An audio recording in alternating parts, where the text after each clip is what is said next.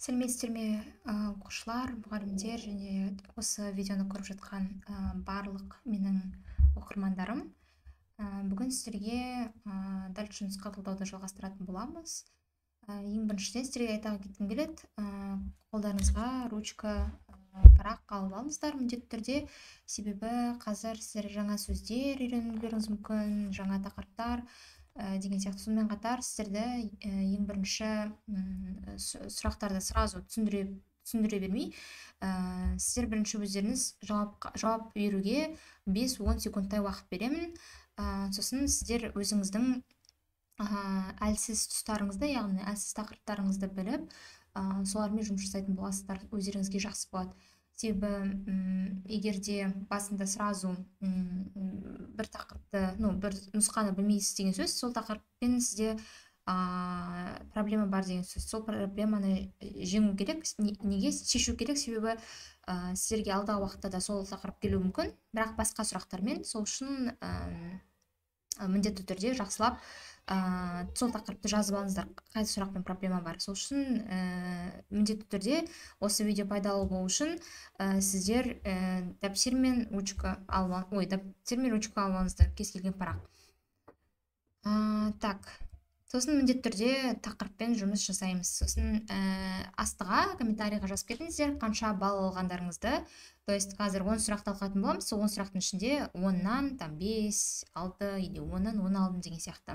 Сосын алдағы уақытта прогрестеріңізді қарап біліп отырасыздар, қай сұрақтан қате кеткеніңізді. Так, сосын тағы да кстати, тағы да бір нәрсе атып кетіп келеді. Мысалға, қай тақырып сізге именно 10 сұрақтың ішінде қиын болды, сол тақырыптың атын жазып жүрсеңіздер, көп айтылған тақырыпқа алдағы уақытта видео түсіретін боламын.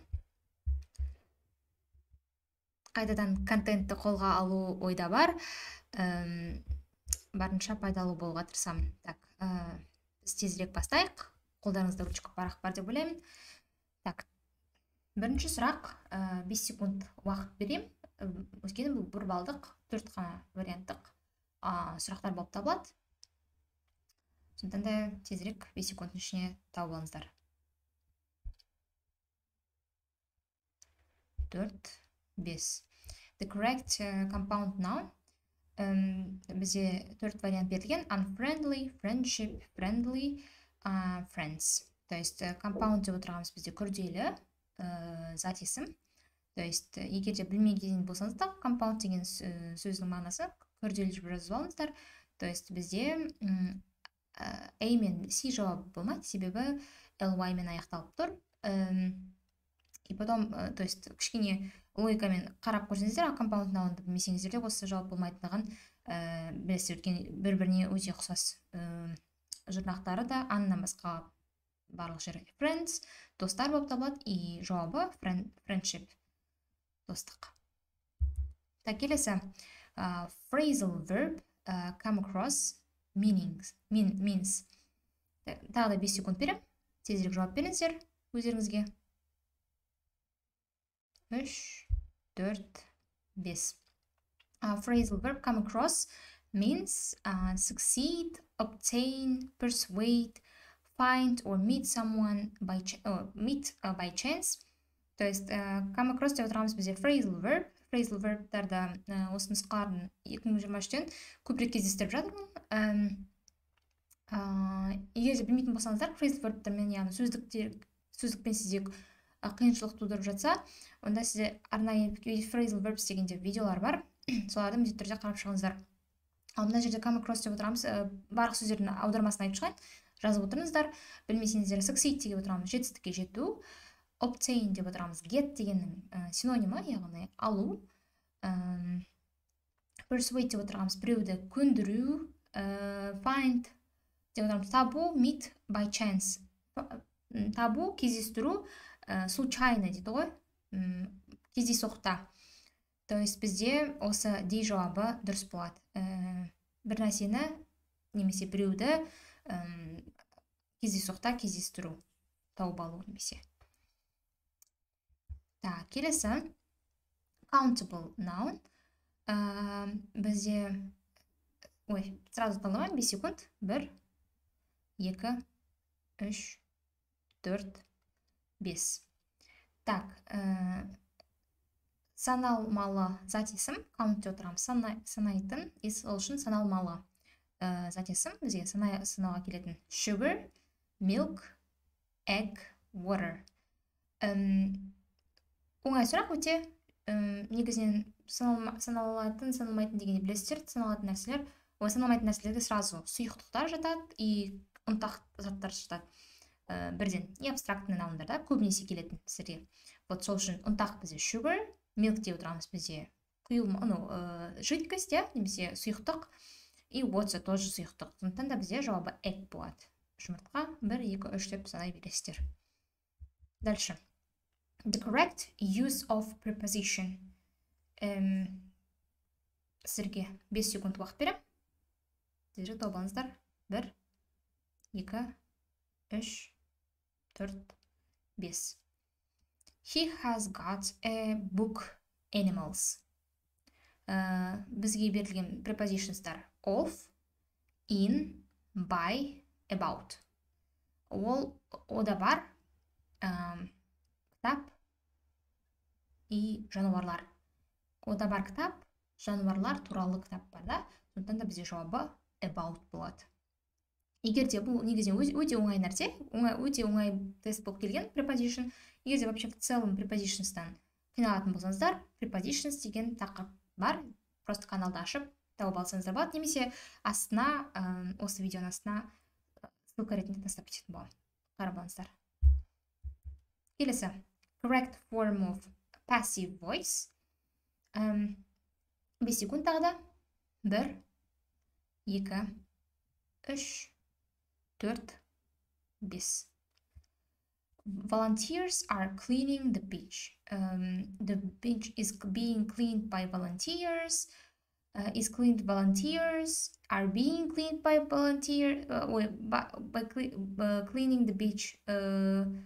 Volunteers have been cleaning и так далее. Вот мына жерде қарасаңыздар, cleaning деп отырғанымыз бізде білесіздер are cleaning, to be cleaning, all to be verb ing continuous болып табылады. Именно present мына жерде. Continuous болған кезде passive voice-та. Passive voice-ға айналдыру үшін бізге being деген нәрсе керек. Өзі ing be-ға кетіп қалады да, being болады да, и потом өзі verb 3-ға айналып кетеді. Сондықтан да мен жерде қарап тұрсаңыздар, being cleaned, вот мына жерде being деген нәрсе жоқ. Мына жерде бар, бірақ volunteers-ті қойып қойған басында. Сіздер бірінші білесіздер, екеуі орналасады. Именно пляж, жағажай тазаланды волонтерлар арқылы да. Сондықтан да бізде басында object келеді, соңында, яғни пляж тазаланып жатыр в процессе қазір by volunteers, окей? Сондықтан да бізде жауабы A болады. Мына жерде being бар, бірақ volunteers-ті бірінші болып қойған. Сондықтан да бізде бұл жауап дұрыс емес. Келесі. The correct quantitative noun. Or quantitative noun. There aren't something flowers in the garden. Бізде мына жерде берген much, little, some and any. Сіздердің жауаптарыңыз 5 секунд. 1, 2, 3, 4, 5. Так, aren't, яғни бізде көпше, и потом, көпше дегенде негатив формасы, көпше, негатив формасы, негатив деп отырамыз, білесіздер, болымсыз, not тегіп жалғанып тұрғаннан кейін бізде any деген жауап дұрыс болады. Жауабы D. Ал егер де болымды болса, яғни affirmative дейді, немесе positive дейді кейде, сол кезде some болушы. There are some flowers in the garden. Немесе болымсыз болғаннан кейін there aren't any flowers in the garden. Сондықтан да бізде жауабы D. Much пен little болмайды, себебі олар біріншіден, вообще в целом олар саналмайтын, яғни uncountable наундардың сөздер болып табылады, окей? Келесі. Correct variant. Let's something the house before it's too late. Так, енді сіздерге 5 секунд.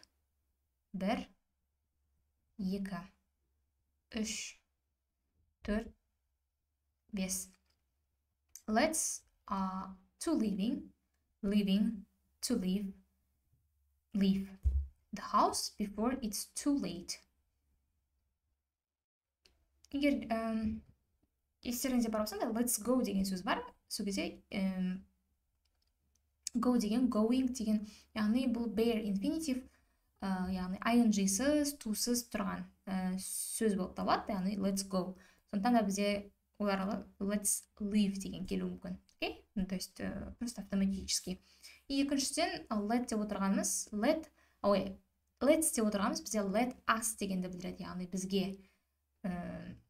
Let us leave деген сөз. Let деп отырғанымыз білесіздер, complex object деген видеоны қарасаңыздар, let деп отырғанымыз бізде 0. Bare infinitive-пен жүретін нәрсе етістік болып табылады. Сондықтан да let us leave, let me leave, let me go, let them sleep, да, солай. ing-сіз, to-сыз, bare infinitive, яғни етістіктің өзі ғана тұрады. Келесі. Zero conditional, if you hit ice, something. Так, енді сіздерге 5 секунд. 1, 2, 3, 4, 5. If you hit ice, яғни zero conditional деп отырмыз, біздер естеріңізде бар болса, present simple. Екі жағда verb one, яғни present simple'дан құралған. If you hit, уже present simple'да тұр, if партта. Енді сізге тоже present simple'ға қой керек. It melts, it will melt, it melted. Қарасаңыздар, present simple'да it melts деп тұр. Екеуі де present simple'да, бірақ it болғаннан кейін s жалғау жалғанады. Үшінші жаққа білесіздер. Сондықтан да жауабы it melts болады. B жауабы. Так, келесі сұрақ. Type of question. How many tasks should you do? 5 секунд и бастаймыз. 1, 2, 3, 4, 5. What type of question is it? То есть бұл қандай сұрақтың түрі? How many дегеннен басталатын. Alternative question, WS questions, yes, no question, or tag question. Alternative деген естеріңізде бар болса, қысқаша айтып кетейін. Or деген нәрсе болады. Coffee or tea. Yes, то есть екі сізге вариант береді, альтернатив береді бір нәрсеге. Сосын өзіңіз таңдайсыз, да? Бұл кезде or, alternative or деген жаттап алыңыз.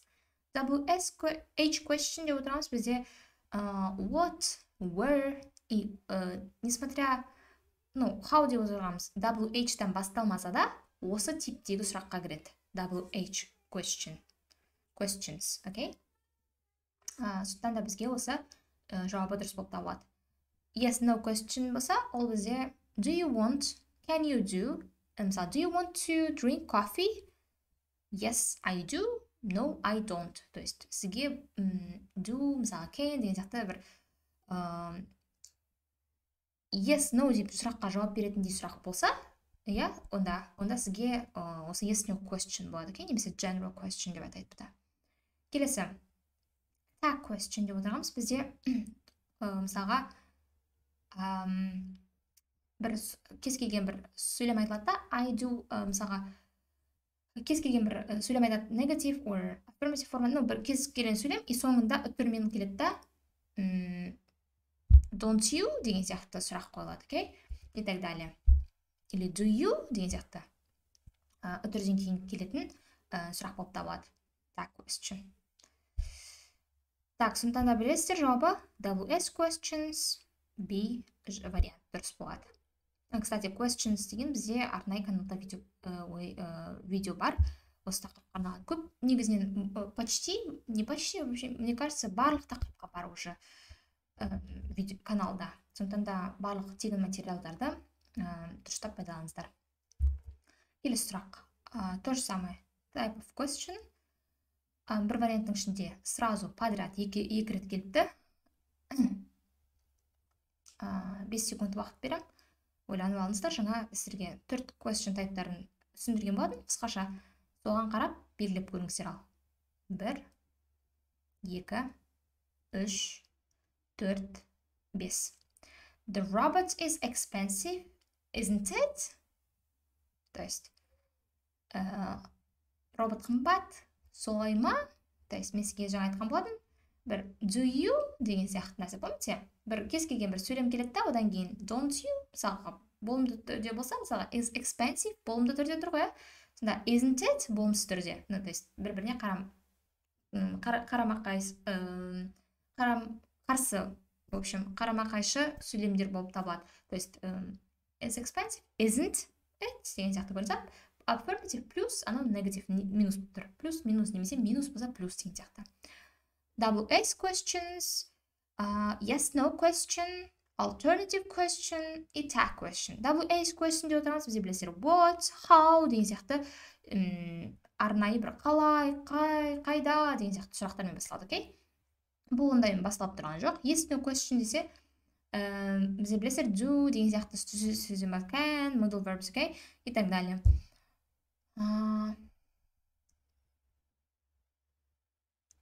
Alternative question, yes, no деген жаққа жауап бере аласыздар, хотя isn't it десе yes, it is, no, it isn't деген сияқты, бірақ бұл all, do, can деген сияқты сұрақтардан басталу керек. Бұл affirm бір құйрықты тілде, короче, былай формада болмайды ол, окей? Формасы өзге, бірақ yes, no деп жауап беретін.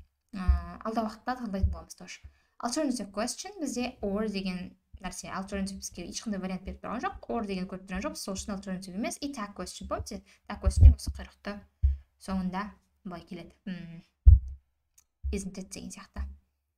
Бір сөйлем айтады да, осылай ма, солай ма деген осы tag question. Так, сондықтан да бізде жауабы D. Біз 10 сұрақ кажется талдадық. Тағы да сұрақтар бар, алдағы уақытта талдайтын боламыз. Сіздер барынша түсінікті болса, түсінікті болды, и балыңызды жазып жіберіңіздер міндетті түрде. Егер де бір нәрсені түсінбесеңіз, немесе тағы да сұрақтарыңыз бар болса, астына жазып жүрсеңіздер болады. Қолым босаған уақытта жауап беретін боламын барынша. И тақырыптардың тізімін осы видеоның астына қойып қоятын боламын. Кісіге керекті, қарап шығуыңыз керек деген тақырыптарды қайсысын түсінбейсіз, соларды міндетті түрде қарап шығыңыздар. Сосын алдағы уақытта курстар немесе басқа да ақпараттарды білгіңіз келсе, инстаграмға немесе телеграм каналға жазылсаңыздар болады, немесе маған міндетті түрде срочно болған кезде жазсаңыздар болады, что вот номерді барлық контактларды и плюс тақырыптарды астына қалдыратын боламын. Сосын, кстати, сіздерге подарок ретінде нұсқа жасаған болатынмын. Google Forms'та, то есть басып, соңында неше балл алғаныңызды көре аласыздар. Соны толтырып, балдарыңызды көрсеңіздер болады. Сіздерге бесплатный астында видеоларды жүктеп қоятын боламын видеоның астына.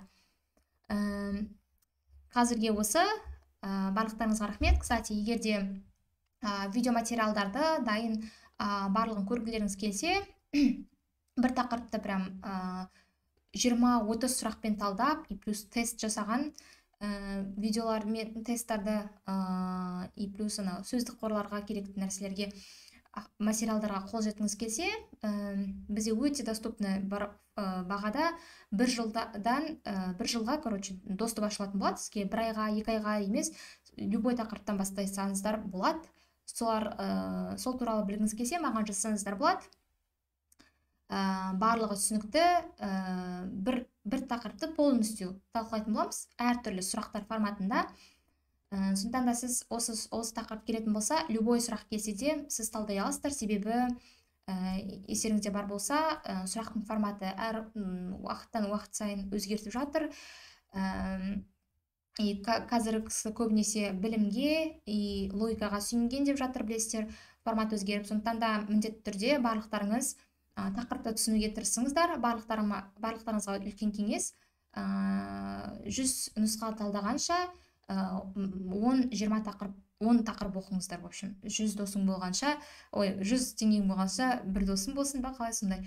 Сол сияқты 100 нұсқа талдағанша 10 тақырыпты талдаңыздар.